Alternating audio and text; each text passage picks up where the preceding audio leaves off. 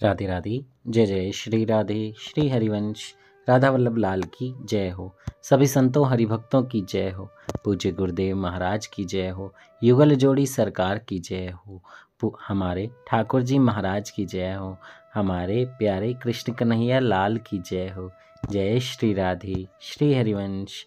बहुत बहुत स्वागत है आपका हमारे चैनल में। हम सखाओं के कन्हैया से श्री कृष्ण की बाल लीलाओं का श्रवण कर रहे हैं और बहुत ही प्यारी लीलाएं हैं। बहुत बहुत बहुत खुशियाँ देने वाली, बहुत आनंद देने वाली लीलाएं हैं। और श्री कृष्ण के बाल रूप की तो सारी लीलाएं ही बहुत प्यारी हैं, पर ये कुछ ऐसी लीलाएं हैं जो उन्होंने अपने सखाओं के साथ की हैं, जिनका उल्लेख भागवतम में नहीं आता है। तो आइए इसी से जुड़ी हुई हम आज एक अनोखी लीला का श्रवण करते हैं, जिसका शीर्षक है क्या किया जाए। तो ये तो सुनकर ही पता चलेगा कि क्या किया जाए। जय हो। पूरा एंड तक ज़रूर सुनिएगा, छोड़िएगा नहीं, बहुत आनंद आएगा। जय हो। क्या किया जाए। सबका उपाय है, किंतु इस कन्हई का कोई उपाय नहीं। यह कब क्या करने लगेगा, कब क्या मान बैठेगा, कुछ ठिकाना नहीं है।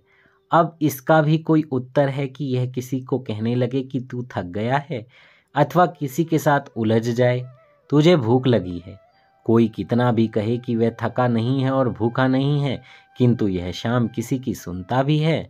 इसे तो धुन चढ़ गई तो बस चढ़ गई, फिर यह अपनी करके ही मानने वाला है। जय हो। हमारे कन्हैया है ना, अपनी ही करते हैं। भले किसी के पास कितना पैसा हो, देखिए, पर उसे और पैसा मिलता रहता है। किसी के पास कितना मान सम्मान हो, फिर भी उसे मान सम्मान और मिलता है। और किसी के पास कुछ नहीं हो और फिर भी वो कोशिश करे तो भी उसे कुछ नहीं मिलता है। ये सब हमारे कन्हई की लीला और हमारे कर्मों का फल है। तो हमारी कन्हई की लीला कैसी है, ये तो अब समझ ही गए होंगे। सुकुमार कन्हई शीघ्र थक जाता है। कितने नन्हे कोमल चरण हैं इसके, और दौड़ता फुदकता फिरता है। इसके कमल मुख पर शीघ्र स्वेद झलमलाने लगता है, लेकिन इसे खेल में लगने पर अपने शरीर का ध्यान ही नहीं रहता। तब भद्र विशाल तोक वरुथप किसी को तो इसे रोकना पड़ेगा। कोई तो इसे विवश करेगा ही कि अब यह विश्राम करे। मुख पर स्वेद कण आ गए, पूरा मुख लाल हो गया, कोमल चरण भी लाल हो चुके। अब इतने लक्षण क्या यह जानने को पर्याप्त नहीं कि यह थक गया है। अरे तू थक गया है, चल अब विश्राम कर। सखा इसे विवश करते हैं तो यह समझता है कि चाहे जिसको चाहे जब थका बतलाया जा सकता है और विश्राम करने को विवश किया जा सकता है। यह कलेव करने बैठेगा तो स्वयं मुख में 3 उंगली से इतना नन्हा ग्रास डालेगा जितना पक्षी भी निगल ले। दूसरों को खिलाने में लगा रहेगा, इतना कम खाएगा और देर तक खेलता रहेगा तो इसे भूख नहीं लगेगी। उधर नीचा हो गया है, लाल अधर सूखने लगे हैं और इसे अपना ध्यान नहीं। कोई तो इसे हट करके खिलाएगा। अब यह भी चाहे जिसे चाहे जब मान लेता है कि वह भूखा है और उसके मुख में बलात् कुछ देने को मचलने लगता है, फिर थोड़ा खिलाकर भी इसे संतोष नहीं। कन्हई अपने हाथ से किसी के मुख में कुछ डालने लगे तो अस्वीकार कौन करेगा। मधुमंगल तो उत्सुक ही रहता है कि शाम उसके मुख में मोदक दे, किंतु यह नटखट उसे कभी पूरी टेंटी खिलाकर हंसेगा, कभी आमल की दे देगा उसके मुख पे। मोदक तो खिजा लेगा तब देगा। जय हो। हमारे लाला है ना, कितने प्यारे हैं कि वो किसी को भूखा नहीं देख सकते, और भूख नहीं भी लगी हो तो भी खिलाते हैं कि खाओ, क्योंकि हमारे लाला हैं। जय हो। जहाँ तक यह खिलाने की हट करता है, प्राय कोई सखा आपत्ति नहीं करता। यह आग्रह इसका सरलता से मान लिया जा सकता है, लेकिन जब किसी का हाथ पकड़ता है कि तू थक गया है, चल विश्राम कर, तब बात बहुत अटपटी हो जाती है।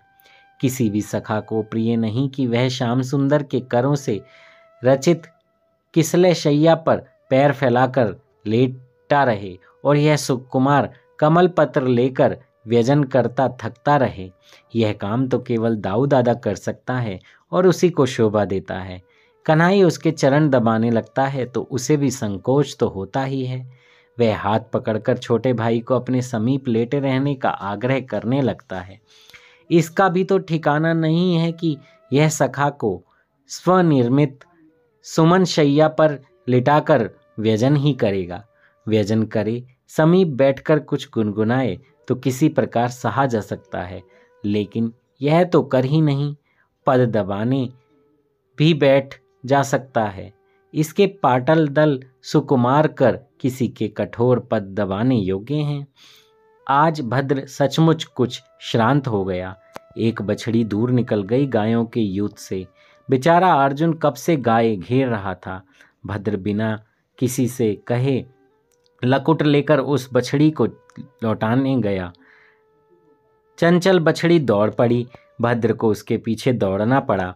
बछड़ी को लौटाकर गायों के यूथ में करके वह सघन तमाल के तने से टिककर पैर फैलाकर तनिक विश्राम करने बैठ गया। अपना लकुट वाम पार्श्व में डाल दिया और कर दोनों पीछे हरित दूर्वा पर टिका दिए।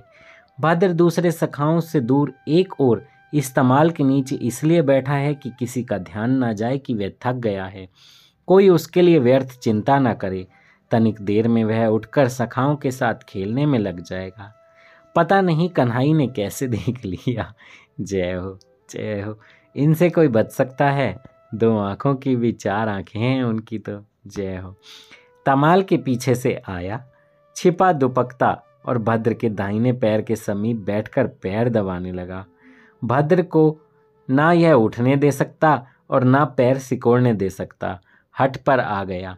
तू थक गया है, चुपचाप बैठा रहे, नेत्र बंद करके सो जा। मैं देव अंशु तोक को बुलाऊं? बाबा तू किसी को मत बुला, मैं थका नहीं हूँ। भद्र कितना भी कहे यह मान लेगा क्या? अब इस कन्हई का क्या किया जाए? यह तो पैर दबाने ही बैठ गया। क्या किया जाए? इस कन्हई का क्या किया जाए? क्या किया जाए? क्या किया जाए? आप ही सोचिए। कुछ कर सकते हैं तो कीजिए। अगर कुछ करना है तो एक बहुत सरल उपाय गुरुदेव बताते हैं इनको फंसाने का। राधा राधा नाम जपिए और इनसे प्रार्थना कीजिए कि राधा रानी की सेवा में रहें, क्योंकि वहाँ सेवा में रहेंगे तभी कुछ ना कुछ तो देर तो शांति रहेगी, पर इनकी लीलाएं तब भी चलती रहेंगी, आनंद बना रहेगा। आप इनसे कितना भी दूर जाने की कोशिश कीजिए, ये आपको अपने आप से दूर नहीं जाने देंगे और ना ही दूर होंगे, ना खुद होंगे ना जाने देंगे। जय जय श्री राधे। श्री हरिवंश। कथा कहने में मुझसे कोई त्रुटि हो गई हो तो मुझे क्षमा कर दीजिएगा। राधा वल्लभ लाल की जय हो। सभी संतों हरिभक्तों की जय हो। जय श्री राधे।